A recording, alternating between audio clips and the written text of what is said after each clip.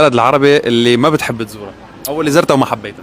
والله صراحة زرت صنعاء اليمن، إيه. بس يعني بعد بحسن انه اولد فاشن وديمودي، عرفت كيف؟ وبعد بدهم سنين يصير عندهم ثقافة مثل غير بلدان مثلا شو السبب برايك؟ يا اخي بحس انه بعضهم عايشين ايام الجرد، عرفت كيف؟ قبل سنة 1900 لا مرحبا بك ولا حيا قليل الأدب، لأن اليمن قط ما تقبل شبيه الرجال، ما تقبل إلا رجال أحرار. كم من شنب ذي لا بدا فزة الحمران تفسح مجال.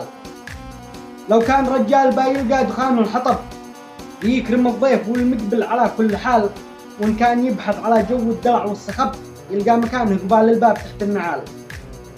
وإن كان يبحث على جو الدلع والصخب يلقى مكانه قبال الباب تحت النعال. احنا الحضارة لنا التاريخ جدا وأب، ما نقبل اللي يبا مايا ولا الانحلال. احنا النشامة وحنا المجد وصل العرب، حتى في الوضع هذا كلبتنا رجال.